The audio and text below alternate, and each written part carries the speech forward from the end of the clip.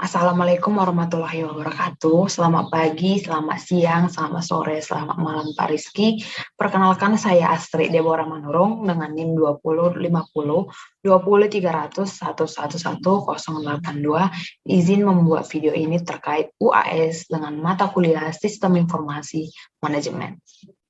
Seperti yang sudah kita lihat, ada di video 1 dan video 2 di UAS Sistem Informasi Manajemen.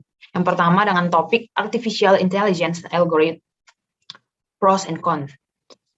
Di video part 1 ini membahas tentang pro dan kontra terhadap kecerdasan buatan. Seperti yang kita ketahui ya, kecerdasan buatan itu dibuat dengan algoritma dan data-data yang sudah dipersiapkan, yang sudah dimasukkan ke dalam kecerdasan buatan agar menghasilkan kecerdasan buatan yang kita inginkan. Sadar atau tidak sadar, kita harus mengakui bahwa kecerdasan buatan dapat mempermudah kehidupan manusia. Bidang yang mungkin terdampak bila terdapat adanya kecerdasan buatan ini yang mungkin kita kenal ya, ada dalam bidang yang pertama, kedokteran. Salah satu contoh dalam hal sinar X untuk ronsen. Seperti yang sudah dipaparkan dalam video, ada terdapat suatu aplikasi, kita tinggal memindai hasil ronsen kita, dan kita dapat membaca dan mengetahui apa yang terdapat, penyakit apa yang terdapat di diri kita. Dan yang kedua ada mobilitas dalam hal kita mengendarai mobil. Kita dalam mobil tersebut tapi kita bukan menjadi pengemudinya. Jadi pengemudi mobilnya mengemudi secara otomatis, secara mandiri seperti itu. Yang ketiga, komunikasi. Dalam hal komunikasi, kita bisa berkomunikasi dengan setiap orang di dalam negeri Indonesia maupun di luar negeri melalui beberapa aplikasi seperti WhatsApp, Instagram, Facebook, dan lain sebagainya. Mungkin sekitar 10 tahun yang lalu ya, untuk berkomunikasi hanya menggunakan telepon biasa. Ya, dengan cara kita masukin nomor, kita call, ya memang pada saat itu handphone kita belum masuk ke dalam kategori smartphone, jadi kita belum dapat mendownload aplikasi WhatsApp, Instagram, dan lain sebagainya. Nah, kecerdasan buatan ini sebenarnya adalah serangkaian kecerdasan yang diterapkan kepada suatu sistem untuk menjalankan sebuah tindakan yang hampir sama dengan apa yang dilakukan oleh otak manusia. Itu sebabnya para ilmuwan menamai teknologi ini dengan nama kecerdasan buatan, atau sering juga disebut dengan Artificial Intelligence atau AL. Ya, pada dasarnya kecerdasan buatan atau AL ini adalah hal yang rumit. Ya, pastinya memang hal yang rumit. Untuk membuat kecerdasan buatan yang hanya bisa memindahkan barang yang satu ke tempat yang lain, mungkin aku sebut ya, jaraknya masih dalam hal yang dekat, kira-kira jaraknya 8 cm. Hal ini memerlukan banyak waktu, banyak tenaga, dan banyak pikiran untuk menyukseskan kecerdasan buatan tersebut. Bukan hanya itu, pemberlakuan uji coba. Pemberlakuan uji coba ini harus dilakukan. Pemberlakuan uji coba yang tiada habisnya agar kecerdasan buatan yang tersebut sesuai dengan apa yang kita inginkan. Berhasil dalam arti, contohnya tadi kan, memindahkan barang dari satu tempat ke tempat lain. Yaitu berhasil memindahkan barang tersebut tanpa jatuh, yaitu dengan pemberlakuan uji coba terlebih dahulu. AL sejatinya bekerja selayaknya otak manusia, karena memiliki rangkaian yang cukup panjang di dalamnya, ada banyak data, ada beribu-ribu data di sistem tersebut agar menghasilkan kecerdasan buatan. Misalnya, manusia ingin mengambil gelas di meja, tapi sebelum diambil gelas, pastinya kita melihat dulu apakah gelas itu terdapat di meja atau tidak. Sudah kita lihat, lalu kita pikirkan kemudian, maka tangan kita bergerak untuk mengambil jalan sederhana sampai gelas itu diambil.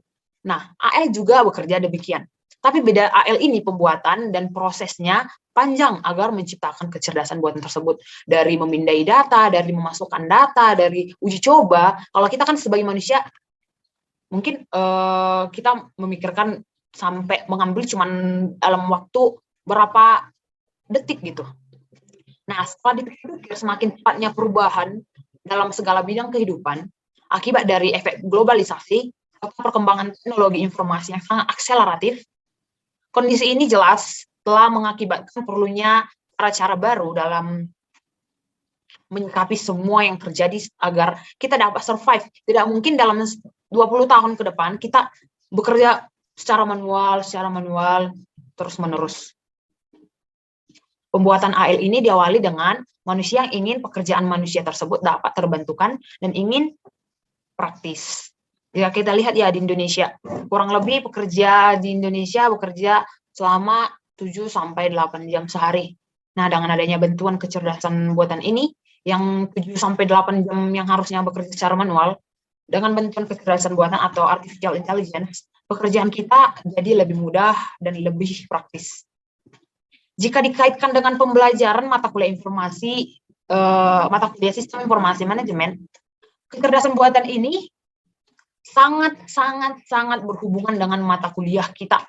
Dimulai dari information system in global business, lanjut ke global e-business and collaboration, lanjut ke information system, organization and strategy. Dari sini, dari yang kita pelajari data, informasi, menghasilkan keputusan yang baik, menghasilkan suatu hasil yang kita inginkan. Dari video UAS, kita dapat melihat, kita dapat tahu bahwa telah terdapat supermarket jenis baru, belum lama dibuka di wilayah San Francisco, yaitu dengan nama Amazon Go. Yang kita perlukan di sini, yang kita perlukan di supermarket Amazon Go ini, kita hanya perlu sebuah aplikasi dari Amazon Go ini.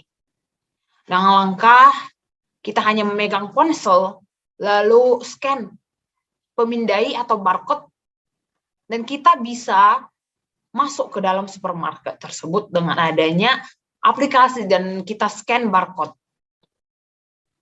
Akhir dari sistem belanja di Amazon Go ini, kita tinggal keluar dari supermarket. Tidak ada lagi antrian, tidak ada kasir. Nah, menurut saya hal ini merupakan suatu hal yang wah. Karena apa? Karena jika kita memasuki toko dalam situasi yang terburu-buru, ya biasanya di Indonesia suka hal yang terburu-buru ya. Kita tidak perlu lagi mengantri dan membayar belanjaan kita di kasir. Amazon Go ini berhasil menyelesaikan satu permasalahan atau keluh kesah yang ada di masyarakat. Kita ketahui semua di Indonesia sering terjadi hal yang terburu-buru, sering terjadi kita mengerjakan suatu hal yang terburu-buru. Contohnya kita belanja. Padahal di supermarket tersebut kita harus melakukan antri untuk membayar. Nah, maka dari itu, dengan adanya supermarket Amazon gini, kita dapat melihat bahwa mereka berhasil menyelesaikan satu permasalahan dan keluh kesah yang ada di masyarakat. Kalau kita bergerak lagi ke bab selanjutnya, dalam hal ethical and social issues in information system, mungkin karena kita belajar sistem informasi manajemen, kita dapat mengetahui permasalahan atau efek negatif yang terjadi di sistem informasi. Seperti yang dijelaskan pada video 1 dan video 2, ada beberapa aplikasi yang secara sengaja ataupun tidak sengaja memantau apa yang kita lakukan setiap harinya.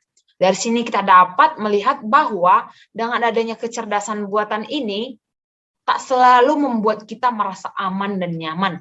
Ada juga saatnya kita akan merasa tidak aman saat data kita akan bocor dan dipakai oleh pihak yang tidak bertanggung jawab, dan lain sebagainya. Maka dari sini kita diharapkan harus berhati-hati dalam hal memberi data kita di setiap aplikasi yang kita download dan kita gunakan. Mungkin demikian pemaparan saya terhadap UAS mata kuliah Sistem Informasi Manajemen, Pak Rizky. Saya mohon maaf bila ada perkataan atau kalimat saya yang salah. Terima kasih Pak Rizky. Saya Astrid Deborah Manurung mengucapkan terima kasih banyak sebanyak-banyaknya.